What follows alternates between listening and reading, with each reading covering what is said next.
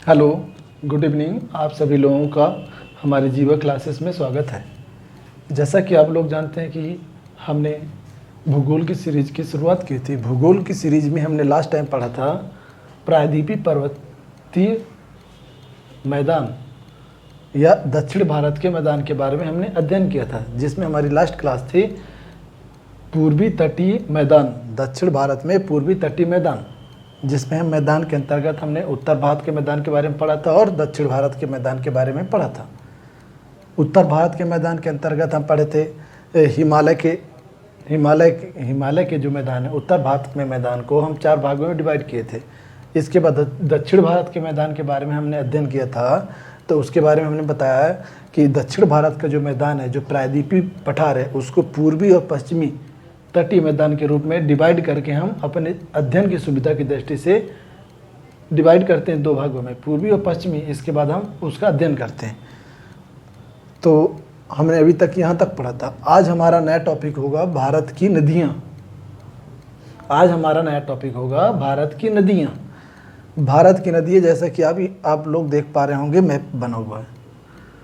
तो भारत की नदियाँ हैं। भारत की नदियों को भी अपनी सुविधा की दृष्टि से, कि पढ़ने में समस्या ना हो, हौच पौच ना हो जाए, इसलिए अपने पढ़ने की सुविधा की दृष्टि से हम उत्तर भारत की नदियाँ और दक्षिण भारत की नदियाँ के रूप में डिवाइड करते हैं। इसके बाद पढ़ते हैं। तो उत्तर भारत की नदियों को पढ़ते हैं। तो उत्तर भारत की नदियों को हम क्या बोलते हैं? हिमालय की नदियाँ। और दक्षिण भारत की नदियों के बारे में जब हम अध्ययन करते हैं तो हम करते हैं प्रायद्वीपीय पठार की नदियाँ या प्रायद्वीपीय भारत की नदियाँ। तो हिमालय की नदियों के बारे में जब हम पढ़ते हैं, हिमालय की नदियों के बारे में हम पढ़ते हैं, तो हिमालय की नदियों को, यह हिमालय पर्वत पर जो नदियाँ प्रवाहित होती हैं या हिमालय पर्वत से जो नदियाँ निकल के प्रवाहित होती हैं, उनके बारे में हम अध्ययन करते हैं। तो सबसे पहले क्या लिखोगे? मेन हेडिंग रहेगी भारत की नदियाँ। भारत की नदियों को अध्ययन की सुविधा की दृष्टि से 2 भागों में डिवाइड करते हैं। उत्तर भारत की नदियाँ अर्थात हिमालय पर्वत की नदियाँ अपनी सुविधा की दृष्टि से 2 भागों में डिवाइड करते हैं नदियों को। उत्तर भारत की नदियाँ, उत्तर भारत की नदियाँ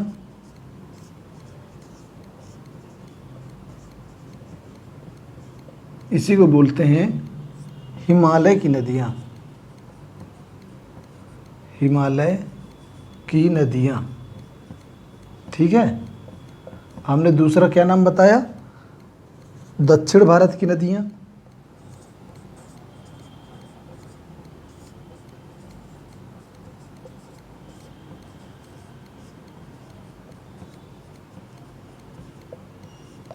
इसी को बोलते हैं प्रायद्वीपीय भारत की नदियाँ। प्रायद्वीपीय भारत की नदियाँ।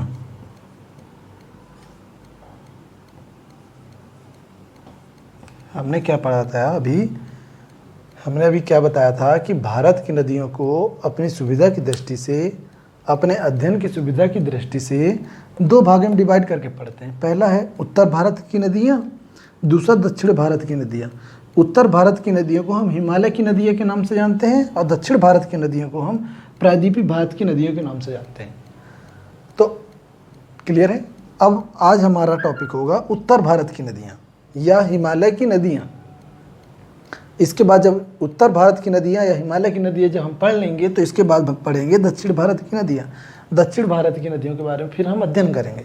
लेकिन उत्तर भारत की नदियों को पढ़ने के लिए हम इसके अंतर्गत 4 क्लास लेंगे। 4 क्लास में उत्तर भारत की नदियाँ कंप्लीट होंगी। इसके बाद दक्षिण भारत की नदियाँ पढ़ेंगे, तो 3 क्लास उसमें लेंगे। क्लियर है? तो आज आप हेडिंग डालेंगे उत्तर भारत की नदियाँ, या फिर लिखेंगे हिमालय की नदियाँ। हिमालय की नदियाँ। ये तो हमारा हेडिंग था। ये सब पढ़ाने के पहले मैं आपको ये जो मैप बना हुआ, इससे मैं आपको परिचित करा दूं। इसके बारे में आपको जब मैं परिचय दे दूंगा, जब मैं कोई सेंटेंस बोलूँगा या कुछ समझाऊंगा, तो आपको वो चीज़ क्लियर होगी। वरना अगर इसके बारे में पहले बताऊंगा नहीं, तो फिर आप लोग कंफ्यूज रहेंगे। क्लियर है? तो सबसे पहले ये 3 नदियाँ हैं, जो 3 प्रमुख नदियाँ, ये डॉट डॉट बना है, ये है चेमायुंगडुंग ग्लेशियर, तिब्बत का पठार। तिब्बत के पठार में एक ग्लेशियर है जिसे हम चेमायुंगडुंग ग्लेशियर के नाम से जानते हैं। वहाँ से भारत की सिंधु नदी निकल करके उत्तर पश्चिम की ओर प्रवाहित होती है। ये जैसे देख पा रहे होंगे। इसके बाद प्रवाहित होते हुए भारत के लद्दाख राज्य में प्रवेश करती है और भारत के पश्चिम में प्रवाहित होते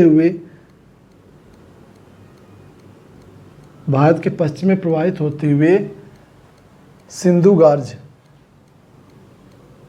भारत के पश्चिम में प्रवाहित होते हुए फिर वो दक्षिणावर्त मोड़ लेती है और पाकिस्तान में चली जाती है। वो हमारी कौन सी नदी है? ये सिंधु नदी। क्लियर है? ये सिंधु नदी अब यहाँ पर देख पा रहे होंगे लद्दाख राज्य में ये 3 रेड कलर से लाइन दिख रही हैं। ये हमारी ट्रांस हिमालय की 3 पर्वत श्रेणियाँ हैं। ट्रांस हिमालय के अंतर्गत हमने बताया था 3 पर्वत श्रेणियाँ। किसके अंतर्गत? ट्रांस हिमालय के अंतर्गत। ट्रांस हिमालय के अंतर्गत हमने 3 पर्वत श्रेणियों का नाम बताया था जो कि यहाँ पर बने हुए हैं। हमने ये भी बताया था पहले कि हिमालय पर्वत को 4 समानांतर पर्वत श्रृंखलाओं में विभाजित किया गया है, जिसमें से एक था हमारा ट्रांस हिमालय, दूसरा था बृहद हिमालय, इसके बाद हमने तीसरा बताया था लघु हिमालय,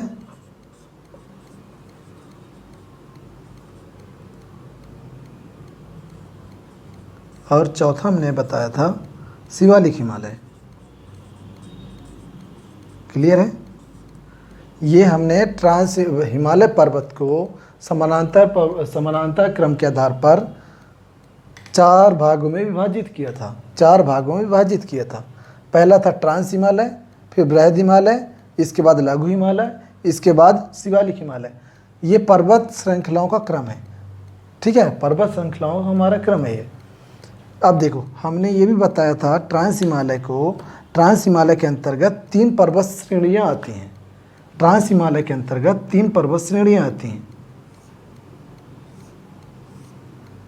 3 पर्वत श्रेणियाँ, पहला था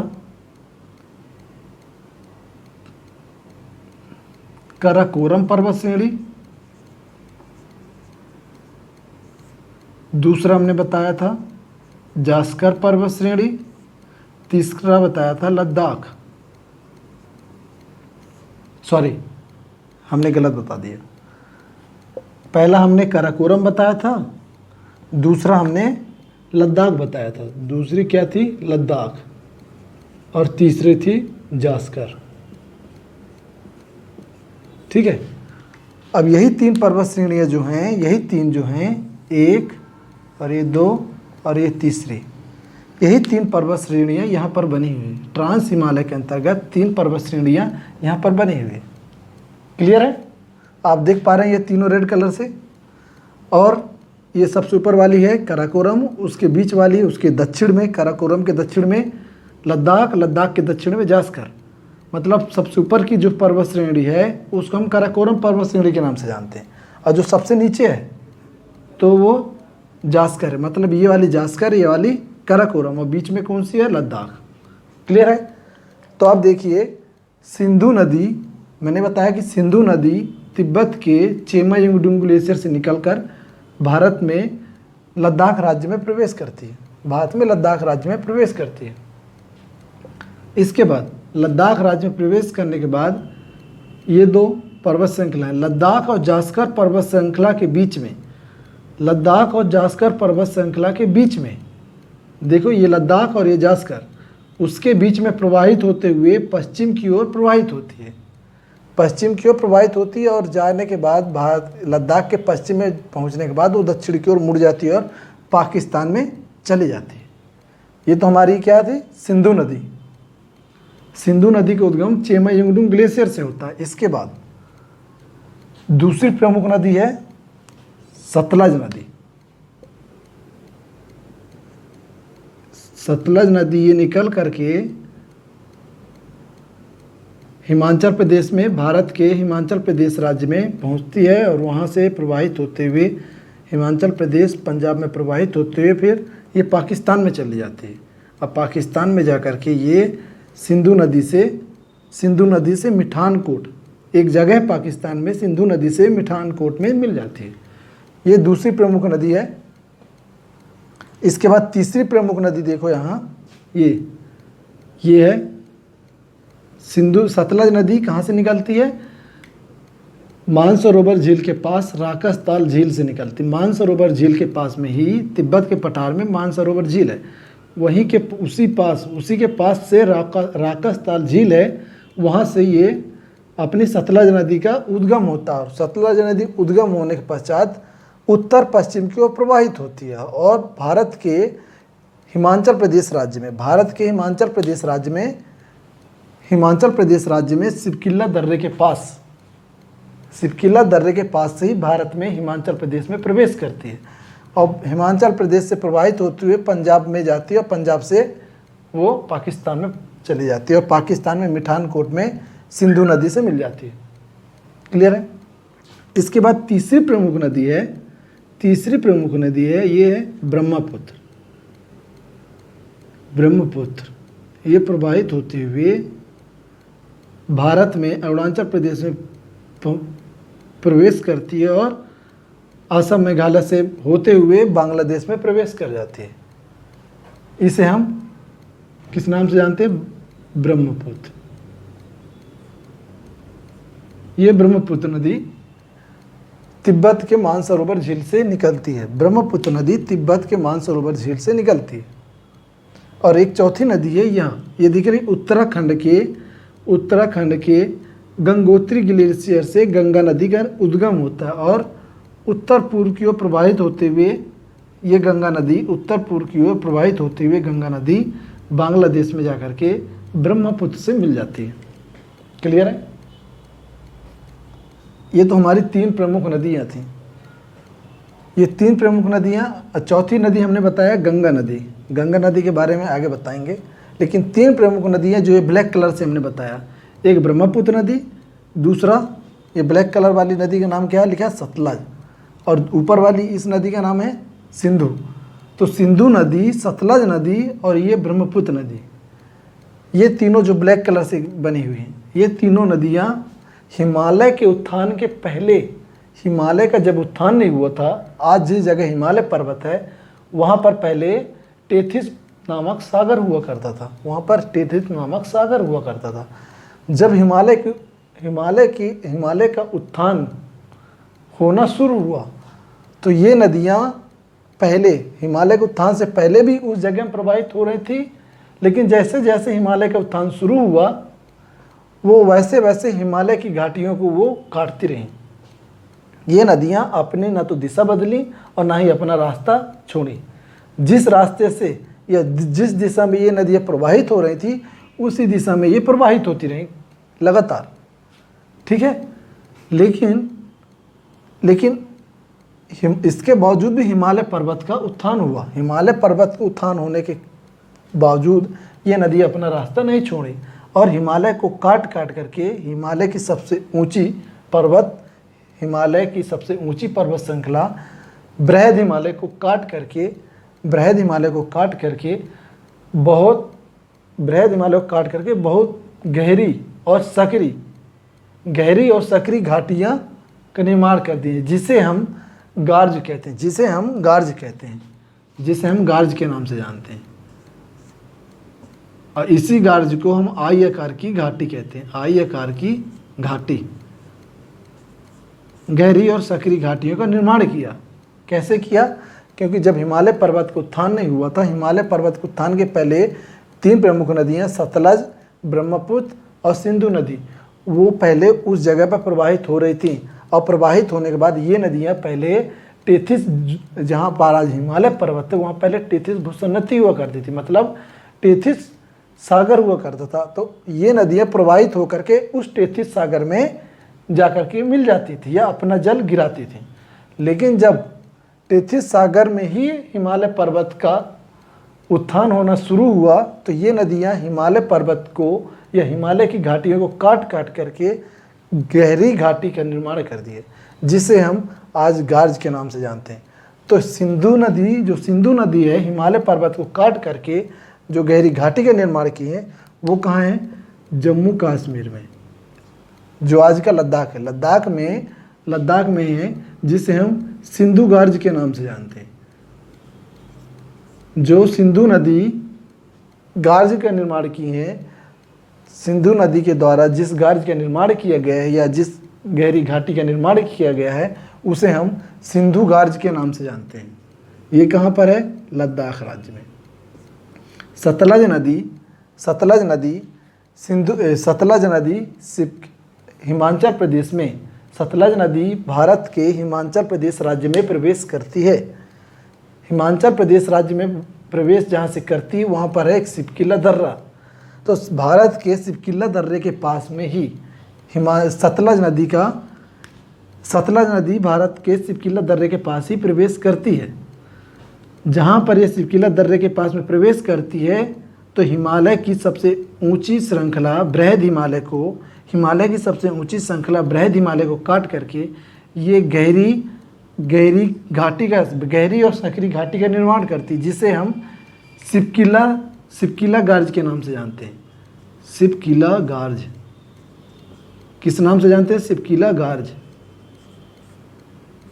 क्लियर है? सिपकिला गार्ज ये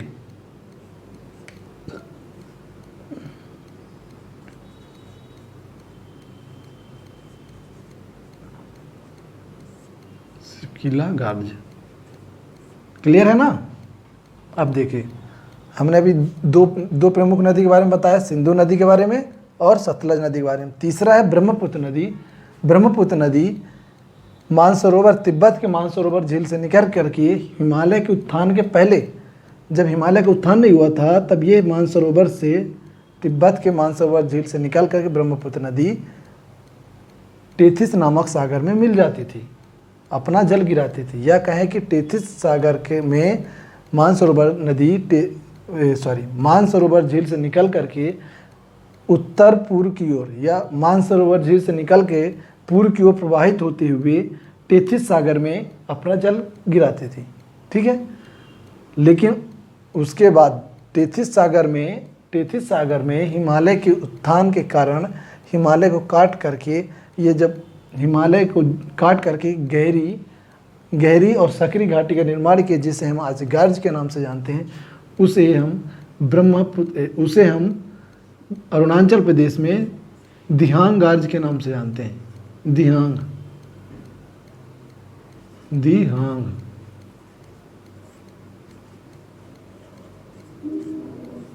तो अब एग्जाम में अगर पूछता है कि दिहांग गार्ज किस राज्य में है, तो आप क्या बताओगे? दिहांग गार्ज वैसे अरुणाचल प्रदेश में।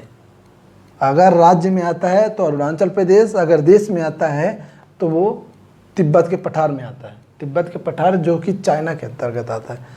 तो दिहांग गार्ज अगर राज्य में पूछेगा तो अरुणाचल प्रदेश में लगाना, अगर देश पूछता है, भारत और चीन भी देता है, तो चीन के साथ टिक करना है। क्लियर है?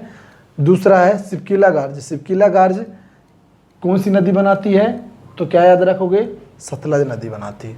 सिंधु गार्ज कौन सी नदी बनाती है? तो सिंधु नदी बनाती है, क्योंकि गार्ज के नाम से पता चल रहा है, सिंधु गार्ज। दिहांग गार्ज कौन सी नदी बनाती है? ब्रह्मपुत्र नदी। ये भी याद रहेगा। लेकिन सिपकिला गार्ज कौन सी नदी बनाती है? सिपकिला नाम से कोई नदी नहीं, इसलिए इस बात को याद रखोगे। सबसे इंपॉर्टेंट है कि सिपकिला गार्ज सतलज नदी बनाती है, उसका नाम सिपकिला दर्रे के नाम पर ही रखा गया है, सिपकिला गार्ज। क्लियर है? ये तो था हमारा बेसिक परिचय, जो तीन प्रमुख नदियाँ हैं। इन तीन नदियों को जो मैंने बताया अभी, सिंधु नदी, सतलज नदी और ब्रह्मपुत्र नदी, ये तीन नदियों को पूर्ववर्ती नदियाँ कहा जाता है। यह तीन नदियों को पूर्ववर्ती नदियाँ भी कहते हैं। इनको पूर्ववर्ती नदियाँ क्यों कहते हैं? क्योंकि ये हिमालय के उत्थान के पहले भी उस जगह पर प्रवाहित हो रही थी जहाँ पर आज प्रवाहित हो रही हैं। हिमालय के उत्थान के बाद भी आज उसी जगह में प्रवाहित हो रही हैं जहाँ पर पहले प्रवाहित होते थे। इसी कारण से इन तीनों नदियों को पूर्ववर्ती नदियां भी कहते हैं। क्लियर है? अब देखो, अभी तक तो मैंने ये हिमालय की नदियों के बारे में साधारण परिचय दिया जो ये मैप में बना हुआ है। हिमालय के अंतर्गत हम तीन नदियों को पढ़ते हैं।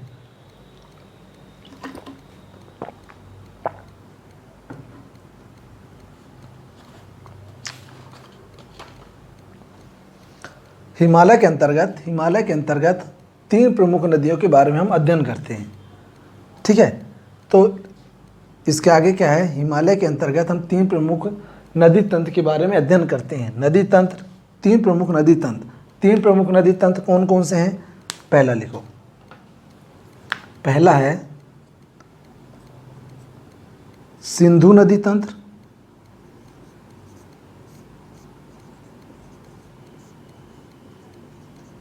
दूसरा है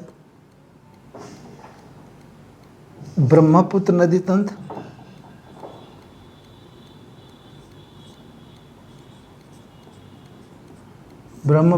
तंत्र, और तीसरा है गंगा नदी तंत्र।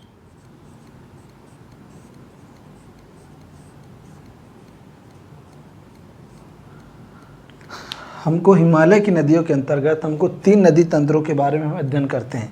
तो हम क्या लिखेंगे? हिमालय की नदियों के अंतर्गत हम तीन नदी तंत्र के बारे में प्रमुख रूप से अध्ययन करते हैं। नदी तंत्र क्या होता है? वह नदियाँ जो बहुत सारी नदियों का जल लेकर के प्रवाहित होती हैं। तो तीन नदियाँ हैं जो कई सारी नदियों का जल लेकर के एक साथ प्रवाहित हो रहे हैं, या इन नदियों की बहुत सारी नदियाँ सहायक नदियाँ होती हैं। तो ऐसे नदी नदियों को हम नदी तंत्र बोलते हैं। ऐसी सहायक नदियों को ही हम नदी तंत्र बोलते हैं। तो सिंधु नदी तंत्र, ब्रह्मपुत्र नदी तंत्र और गंगा नदी तंत्र। मतलब देखो, ये जैसे हमारी कौन सी है? गंगा नदी प्रवाहित हो रही है। ठीक है, ऐसे इस गंगा नदी में अगल बगल से बहुत सारी नदी आती हैं और इस गंगा नदी में मिल जाती हैं। तो इसी नदियों को ही हम क्या बोलते हैं? इन्हीं सबको सम्मिलित रूप से हम क्या बोलते हैं? नदी तंत्र। तो इसी तरह से उत्तर भारत में हिमालय की नदियों के अंतर्गत हम तीन नदी तंत्रों के बारे में अध्ययन करते हैं। पहला सिंधु नदी तंत्र, दूसरा ब्रह्मपुत्र नदी तंत्र, तीसरा गंगा नदी तंत्र। तो आज हम पढ़ेंगे सिंधु नदी तंत्र। ठीक है, जो कि हम मैप में बनाए हुए हैं। स्पेशली हम सिंधु नदी तंत्र के बारे में पढ़ते हैं। तो सिंधु नदी तंत्र के बारे में पढ़ने से पहले मैं बता दूं, सिंधु नदी तंत्र के अंतर्गत 5 प्रमुख सहायक नदियां हैं। इसकी 5 प्रमुख सहायक नदियां हैं जिनका क्रम ऊपर से नीचे की ओर, यानी उत्तर से दक्षिण की ओर, जिनका क्रम इस प्रकार है। सबसे पहले देखो, ये सिंधु नदी तंत्र है। यहाँ पर देखो, ये सिंधु नदी बनी हुई। तो सिंधु नदी तंत्र की सबसे प्रमुख नदी तो सिंधु नदी हो गई। इसके बाद इसकी जो 5 सहायक नदियां हैं उनका नाम देख लो। देखो, सबसे ये ब्लैक वाली तो सिंधु नदी हो गई। उसके नीचे ये एक नदी है, ये दिख रही है, यहाँ से निकलती है, जम्मू कश्मीर राज्य से निकल करके उत्तर पश्चिम की ओर प्रवाहित होती है। इसके बाद गिलगित के पास दक्षिण की ओर मुड़ती है और भारत की सीमा और पाकिस्तान की सीमा के साथ साथ प्रवाहित होती है और फिर आगे पाकिस्तान में प्रवेश कर जाती है। इस नदी को हम झेलम नदी के नाम से जानते हैं। झेलम नदी एकमात्र नदी है जो जम्मू कश्मीर से निकलती है। एकमात्र नदी मतलब सिंधु नदी तंत्र की एकमात्र नदी है। सिंधु नदी तंत्र की एकमात्र नदी है जिसका उद्गम जम्मू कश्मीर से होता है। दूसरी नदी है उसके बाद सबसे पहले झेलम। इसके अंतर्गत सबसे पहले क्या लिखोगे? झेलम। क्लियर है? इसके बाद दूसरी कौन सी आएगी झेलम के बाद? झेलम के बाद ये नदी, इसका उद्गम हमने बताया उत्तराखंड से होता है, उत्तराखंड के बारालाचा दर्रे से झेलम नदी। ठीक है, दूसरी नदी है चिनाब, जिसको चेनाब के नाम से भी जानते हैं, इसी को हम बोलते हैं चिनाब। चिनाब नदी कौन सी है? ये नदी है, ये हमारी चिनाब है।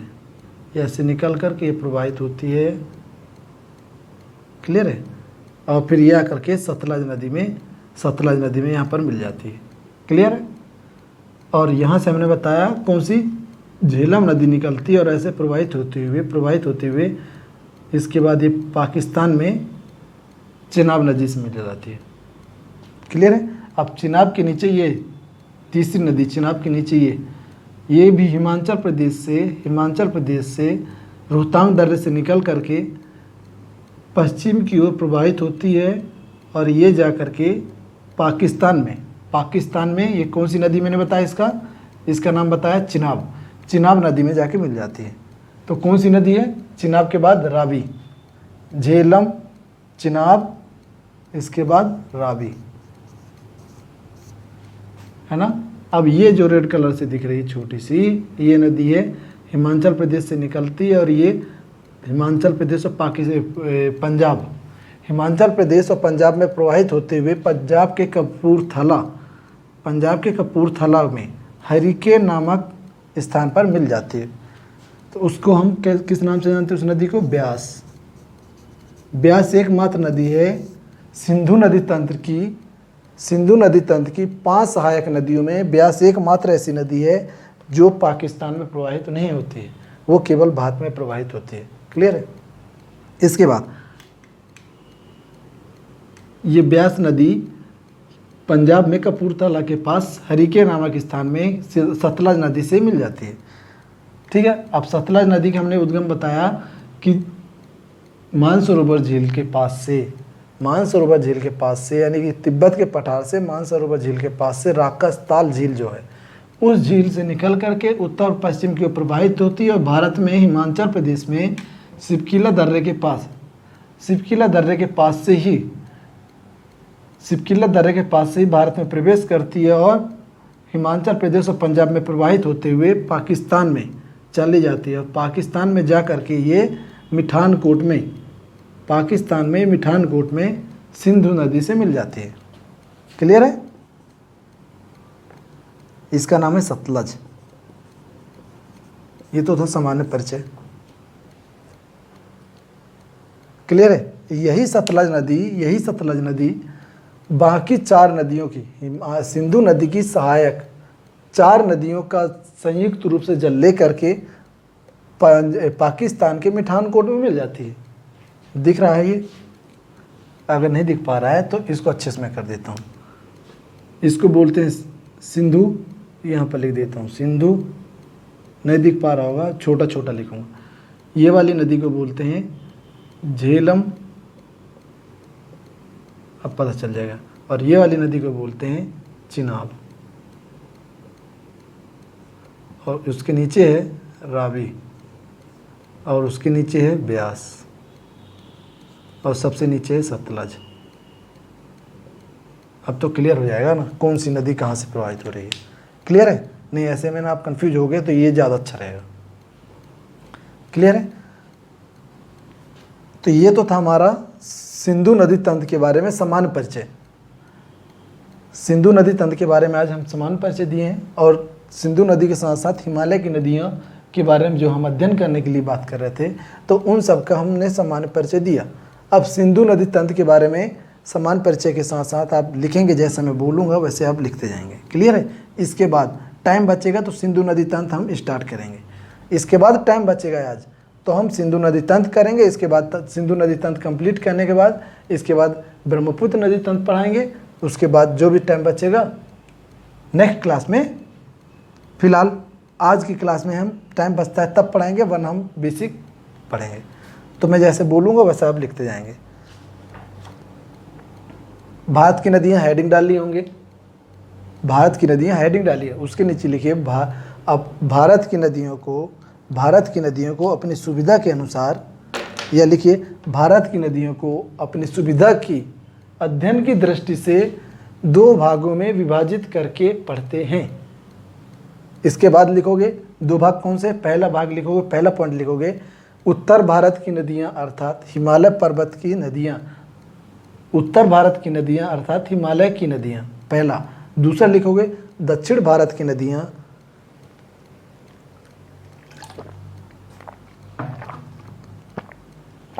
अर्थात दक्षिण भारत की नदियाँ अर्थात प्रायद्वीपीय भारत की नदियाँ। क्लियर है। तो हमने बताया हिमालय की नदियाँ पढ़ रहे हैं, तो अब हेडिंग में लिखोगे हिमालय की नदियाँ।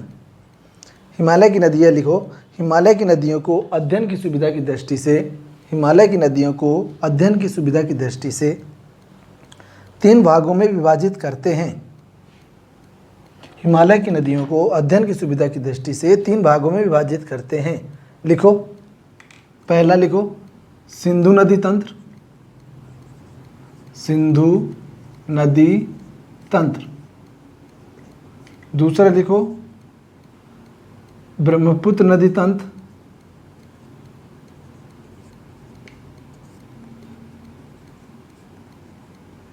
थर्ड लिखो गंगा नदी तंत्र।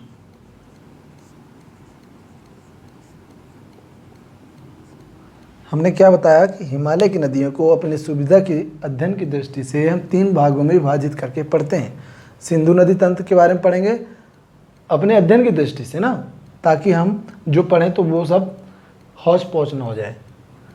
इसलिए अगर मैं सभी नदियों को हिमालय की नदियों के अंतर्गत मैंने बढ़ाया, सिंधु नदी तंत्र, ब्रह्मपुत्र नदी तंत्र और गंगा नदी तंत्र सब मैं यहाँ बना देता, तो ना आपको ये पता चल जाता सिंधु नदी कहाँ से निकल रही है, न दिखता और न समझ में आता। आप सब लोग कंफ्यूज हो जाते। इसलिए मैंने एक एक करके पढ़ाने के लिए सोचा, और जो कि ज़्यादा सही है, और अपने अध्ययन की सुविधा की दृष्टि से उसको डिवाइड करके पढ़ने में ज़्यादा सही है, जिससे कि सब कंफ्यूज ना हो।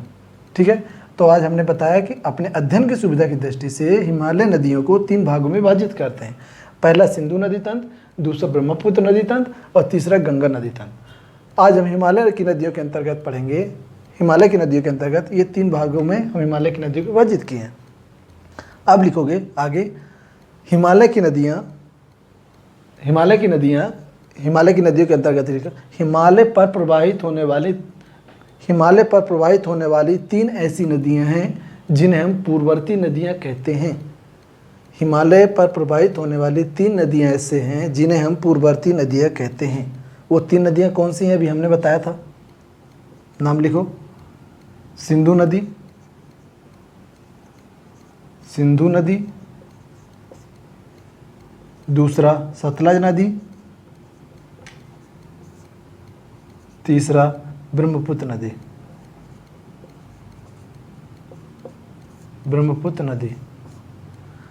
3 नदियाँ ऐसी हैं जिन्हें हम पूर्ववर्ती नदियाँ कहते हैं। क्यों? क्योंकि ये नदियाँ ऐसी हैं जो हिमालय से भी पुरानी हैं, अर्थात हिमालय के उत्थान से पहले भी ये नदियाँ उस जगह पर प्रवाहित होती रही होंगी या होती थीं। आप ऐसा लिखेंगे, ये नदियाँ 3 नदियाँ हिमालय के उत्थान से पहले भी प्रवाहित होती थीं। ये 3 नदियाँ जहाँ आज प्रवाहित हो रही हैं, वहाँ हिमालय के उत्थान के पहले भी वहाँ पर ये प्रवाहित होती थीं। ठीक है, या पूर्ववर्ती नदियों से आशय है कि ये तीनों नदियाँ हिमालय के उत्थान से पहले भी प्रवाहित होती थीं। लिख लिए, हिमालय के उत्थान से पहले भी प्रवाहित होती थी। जहाँ पहले टेथिस भूषण नदी था, आज वहाँ पर हिमालय पर्वत है। ठीक है, मैंने क्या बताया था, ये नदियाँ पहले भी वहाँ पर प्रवाहित होती थी ये नदियाँ पहले भी प्रवाहित होती थी जहाँ पर आज प्रवाहित हो रही हैं। मतलब ये नदियाँ हिमालय से बहुत पुरानी, अर्थात हम कह सकते हैं कि ये 3 नदियाँ हिमालय से भी बहुत पुरानी हैं। लिखोगे उसके आगे, अर्थात हम कह सकते हैं कि ये 3 नदियाँ हिमालय से भी बहुत पुरानी हैं, जिन्हें हम पूर्ववर्ती नदियाँ कहते हैं। क्लियर? अब आगे देखोगे, आगे लिखोगे भी। ठीक है, ये 3 नदियाँ हिमालय के उत्थान के साथ साथ हिमालय को काट करके गहरी घाटियों का निर्माण, हिमालय के उत्थान के साथ साथ हिमालय को काट करके गहरी घाटियों का निर्माण करती हैं, जिन्हें हम गार्ज के नाम से जानते हैं। ये 3 नदियाँ कौन कौन सी मैंने बताया, सिंधु नदी, सतलज नदी, ब्रह्मपुत्र नदी, है ना। जिस स्थान पर आज हिमालय पर्वत का विस्तार है वहाँ पहले टेथिस सागर का विस्तार हुआ करता था। लिख लो, जिस स्थान पर आज हिमालय पर्वत का विस्तार है वहाँ पहले टेथिस सागर हुआ करता था। टेथिस सागर हुआ करता था, या उसी हम टेथिस सागर को टेथिस भूसन्नति के नाम से भी जानते थे। हमने बताया था टेथिस भूसन्नति, हमने बताया कोबर ने हिमालय पर्वत की उत्पत्ति के बारे में कोबर ने अपने जो सिद्धांत दिया था उसे हम कोबर का भूसन्नति सिद्धांत के नाम से जानते थे, है ना। भूसन्नति किसके लिए यूज किए थे कोबर ने, उन्होंने सागर के लिए भूसन्नति शब्द का प्रयोग किया था।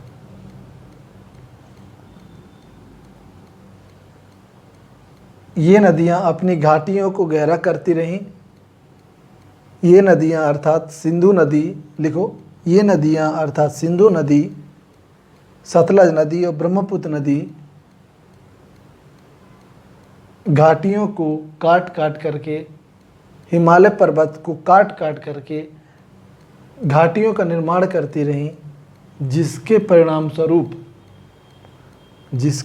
स्वरूप गहरी और सकरी घाटी का निर्माण हुआ। गहरी और सकरी घाटी का निर्माण हो गया, जिसे हम गार्ज के नाम से जानते हैं, जिसे हम गार्ज या फिर आई आकार की घाटी के नाम से भी जानते हैं। इन्हें ही हम कैनियन भी कहते हैं, इन्हें ही हम कैनियन कहते हैं। कैनियन या घाटी या आई आकार की घाटी, ठीक है। मतलब हिमालय पर्वत को काट दिए तो बहुत सकरी और गहरी घाटी बन गई है, पहले गहरी घाटी बन गई है ऐसे, तो ये आई आकार के दिख रहा है, इसलिए हम इसे आई आकार की घाटी भी बोलते हैं, इसी को हम कैनियन बोलते हैं, इसी को हम गार्ज बोलते हैं। क्लियर है। पहला लिखो सिंधु नदी गार्ज, लिखो सिंधु गार्ज। दूसरा लिखो सतलज गार्ज। तीसरा लिखो सिंधु गार्ज लिख लिए। दूसरा लिखो सिपकिला गार्ज। तीसरा दिहांग गार्ज। सिंधु गार्ज के आगे डैश करके लिखो, सिंधु गार्ज के आगे लिखो जम्मू कश्मीर, यानी कि आपका है लद्दाख राज्य में, आपका है लद्दाख राज्य में, पहले जम्मू कश्मीर में था, अब क्या है लद्दाख में। तो लद्दाख राज्य में गिलगित के समीप सिंधु नदी पर बना हुआ है। लद्दाख राज्य में ये आज पीओके के अंतर्गत आता है। ये आज ना ये जो बना हुआ ना वो पीओके जिसे हम जम्मू कश्मीर बोलते हैं, वैसे ये पीओके है आज की डेट में, आज के भारत में लद्दाख के अंतर्गत है, लेकिन हम इसको पीओके बोलते हैं। तो अगर जम्मू कश्मीर भी आता है ऑप्शन में तो जम्मू कश्मीर लगाना, अगर लद्दाख आता है तो लद्दाख लगाना, ठीक है ना। आंसर दोनों सही है, मगर कभी एग्जामिनर ऐसा नहीं देगा कि जम्मू कश्मीर भी दे दे और लद्दाख भी दे दे ऑप्शन में, क्योंकि ये दोनों पहले सम्मिलित रूप से थे और आज ये लद्दाख में आ गया, लेकिन इसका नाम तो पीओके है ना, पाक अधिकृत कश्मीर। ये तो नहीं आता POL, पाक अधिकृत लद्दाख, ऐसा तो नहीं है, नाम इसका यही है। तो इसलिए ये जम्मू कश्मीर के नाम से ही बोलते हैं कि जहाँ पर सिंधु गार्ज है वो जम्मू कश्मीर राज्य में है। तो मैंने क्या बताया, लद्दाख राज्य में जो सिंधु गार्ज है, लद्दाख राज्य में गिलगित के समीप सिंधु नदी पर बना हुआ है। दूसरा मैंने क्या बताया, सिपकिला गार्ज, उसके आगे लिखोगे हिमाचल प्रदेश में सिपकिला गार्ज हिमाचल प्रदेश में सतलज नदी पर बना हुआ है, ठीक है। इसके बाद तीसरा मैंने बताया ब्रह्मपुत्र नदी पर कौन सा है, दिहांग गार्ज। तो लिखोगे ब्रह्मपुत्र नदी पर अरुणाचल प्रदेश में दिहांग गार्ज बना हुआ है। क्लियर है।